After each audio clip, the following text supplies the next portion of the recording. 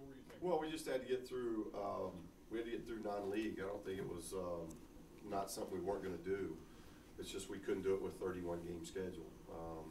You got to stay healthy. You got to hope you stay healthy, and you can't wear them down. And Alex was coming off of back surgery, so we didn't want to be playing those guys 35 minutes in the non-conference, and it worked out. You know, it doesn't always work out, but with only two bigs, you had to be careful that way. It's one of the reasons why the last basically 3 weeks of season we've done very little going 5-on-5 in practice. We can't sustain any kind of injury in practice going into these important games. So down the stretch, and it all worked. It doesn't always work, but this year it worked. And you know, being able to bring Chad off the bench has given us a good lift. Play a little different when he's in. Give the bigs some rest, but we've obviously been our most dominant when we're big. Can you talk about the Cam and Alex thing has worked pretty well, especially offensively, and I know it's worked defensively too. But specific to Alex, he's up for Defensive Player of the Year. Why, other than just the block shots, why is he deserving of something like that? Well, he's 7 foot tall with about 9 foot wingspan. So not only is he I think he's blocked more shots than 5 league teams combined, which is an amazing stat. The next amazing stat would be how many shots he's changed. Alex gives you somebody and both those bigs have been terrific. They haven't just been okay. They've been terrific through 31 games offensively and defensively. But Alex, and I think the biggest improvement that Alex from his freshman year and Cam from his freshman and sophomore year, they've learned how to guard by moving their feet of positioning and stay out of foul trouble. We've had very little foul trouble up front all year long. And that's always a maturity individually of understanding how to guard early and moving your feet and working with positioning. And both of those guys have done it. Coach, have you seen it reflected in when there have been some defensive struggles or when a team has gotten hot on you guys, it's been from the outside. Have teams stopped down the stretch of league play, stopped even trying to attack Alex? Well, I think the only team that we've really had to make any kind of adjustments with post defense has been Colorado State. That's the only team in our league or anybody really that we've played all year long where, you know, we've either had to help Alex or help Cam, talk about trapping, talk about digging hard.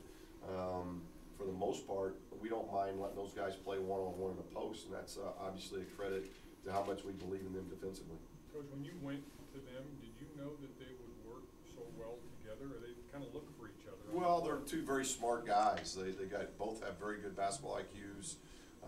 They complement each other. You got one that's 7 foot and long. You got another one that's 6'8", about 245, and can physically beat you up. Both of them are good passers. Both of them can shoot the ball and stretch the defenses of the three-point line. Cam's a good driving big man. So you know, they've just gotten a lot of experience. We haven't had a lot of experience. It's not like both of them, one's a junior, one's a sophomore, and they've had 2 and 3 years together doing this. They've gotten better because here in the last 2 months they've had a lot of experience playing together. Does it seem strange, a team that was 4 guards, and now we're sitting here talking about the 2 big men as a season? Well, to begin the year, we talked a lot about 4 guards just because, one, we didn't know about the total health of Alex, of how he was going to handle things, and we really went into the season thinking 4 guards. That's why we didn't go big.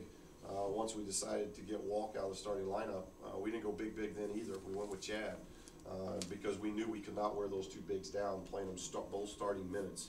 We really wanted to go, you know, about almost 20 minutes for a better part of the non-conference season. We knew that if both things developed well, both Cam and Alex and their health developed well, then we could eventually go big and sub the way we're subbing now. But you know, things change. You look one way in October, and you can look totally different in March. I don't know if we're totally different, but at least how we're playing and being able to, I think their maturity defensively has allowed us to do the things we're doing. Both Cam and Alex have had to battle foul trouble, especially Cam in their early years, and neither one of them have had to do that this year. As a follow-up to starting the season with the 4 guards, is there any update with Demetrius? No, he's still suspended. So he will not be making the trip? No.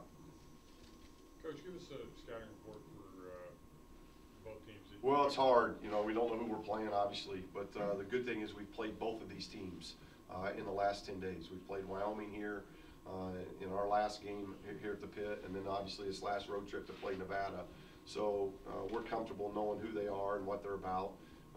Obviously, Wyoming, more ball control, more slow tempo. Nevada wants to get up and down a little bit more. Both of them are predominantly man-to-man defensive teams. We'll throw some zones at you. Nevada, very strong backcourt as far as scoring goes. Wyoming has the upfront guys of Nance and Washington that can really hurt you in the front court. So maybe a little bit different approach depending on who it is that we're playing. A little bit more concerns on the front line with Wyoming. A little bit more concern with the backcourt if it's Nevada. Coach, was it good to for the team to suffer a tough loss before tournament? No, I don't think it ever is good to lose. I'm not a big believer in that, and I'm not so sure we lost. I think they just won it. I looked into the tape, and I believed it after the game. I thought we played well. We didn't execute defensively maybe at the level we had been executing, but they made a lot of threes. They made some tough shots, and sometimes you got to give the opponent credit for making shots. And they made a lot of shots, and they made some big plays. We had a couple breakdowns late in the game defensively that we normally don't have. But no, we don't look at it that way. I think we look at it just as, now it's the season's over. Now it's the total sum of it. And to go 13-3, and I said this on the conference call, to go 13-3, lead the league wire to wire, and never lose back-to-back games in this league, that's a phenomenal 2.5 months. And only team to win 5 road games. I mean, our guys did some really special things. So, it is what it is. It was a loss, but it's not something that I don't think coaches lost much sleep on it, and hopefully the players didn't, and hopefully we'll have a couple good days practice going into the tournament. Coach, how concerning is the defensive effort, as you said, against Air Force going into the postseason? We had a great defensive effort at Nevada. So there's going to be games like that. That's like asking me, how concerning is it scoring 34 at San Diego State. That was a big issue after that game. Didn't affect us much. From that game on, we continued to win. So the concern part is just defense. It doesn't have anything to do with Air Force or that particular game. It really has to do with if we're going to advance in the conference tournament or advance in the NCAA tournament, we have to be the defensive team we've been all year. If we're not, then we're not going to advance. It's really that simple. But that game doesn't. I don't look at that game as saying that we've got issues defensively. Coach, if it is Nevada, how do you deal with those 2 guards? We've played well against both of them in both games. Story has gotten away from us a little bit in both games, but we've done a really good job with Burton. So, trying to make somebody else beat you instead of both of those guys. So, if it is Nevada, we got to stay away from Story and Burton both getting 30. I think that's a big key. But we've always been able to do a pretty good job of whether it's shutting down 1 or 2 guys and then not allowing the role guys to have big nights. And I think that's always going to be a big key. And if it's Wyoming, what about just like we've always done. We've had great games against both of them. I don't think they've gotten to 55 points in either game. So, we've defended these 2 teams very well. Whether we do that in Vegas, I don't know yet. But both of these games we've defended very well. Coach, they're announcing the league awards later. We won't have a chance to talk to you about it. Can we go through some of those scenarios, starting with Coach? Well, it's hard because it's hypothetical. So I really want to get into hypothetical, but and I don't want to talk about me or myself, but I hope the team is honored because we got a lot of balance on our team. But we won this league by 2 full games. We had a clinch with 2 full games yet to play. We never left first place. We didn't come from behind. From the very first game here at home against Vegas, we won it. We stayed in first place throughout the entire 2.5 months. And that's a great body of work, and we've done it on both sides. We've been the best defending team, I think, in the league consistently this year. So we should get honors on the defensive team. Our starting 5 has been tremendous. As good a starting 5. I'll take our starting 5 anywhere. This starting 5 is a special group that have won championships before. They weren't picked to win this league, and all they did was lead it wire to wire. So hopefully our starters can gain some honors as well. And I've always been a proponent, whether we've won it or haven't won it, that the Conference Player of the Year comes from the league champ. I've always felt that it's the way it was when I was a player. I can remember my freshman year. I didn't win player of the year because we didn't win the league. It's just the way it is. I think that you award teams that do the best body of work. Teams that are not winning the league, obviously every team's got to have scores and every team's got to have rebounders. But the name of the game is still winning, and hopefully our guys benefit from that, and that's why I think Kendall should be player of the year. Coach, does the Paradise Jam help you for what you face? Yeah, we'll go back to that, Lee, now. That's part of why we get in exempt tournaments. We try to get in exempt tournaments every year, and the only time all year long when we've been able to play 3 games in 4 days was the Paradise Jam. So we've kind of banked that, and now we'll bring that back out this week and talk to the guys about the importance of, you know, if you don't beat UIC, that thing takes a whole different turn. You got a middle game like that we had where we're down and have to make a huge comeback, and then you finally get to the championship game. So we'll look at all those things that hopefully we'll be able to advance in the tournament, and each game we advance, we kind of pull out one of those games from the Paradise Jam to talk about. But from a rest standpoint, from being there, done that, we've been able to win 3 games in 4 days already this year. So we'll obviously go back to that to try to let the guys think about that. And you always talk about when we talk Keys USA, as well, it's more important about what we do and our team. What are you looking for? Just being who we are. You know, we don't have to change things. I think there are going to be some teams in the tournament that, as good as they are, they got to change some things. They got to do some things a little bit better. They got to be a little bit more special, or put some wrinkles in. We just got to be who we are. We've been consistent all year. We got to play well, just like everybody else in this tournament. You're not going to advance unless you play well. This is not a mediocre league. This is arguably the best league in the country. So you're not going to play average and win on a neutral floor. You're going to have to play well. You got to shoot the ball well. You got to defend it well. You got to win the transition game. We're not giving up easy baskets. I think the most amazing stat we've had over the last month has been our turnovers. We've averaged less than 10 turnovers the last 8 games.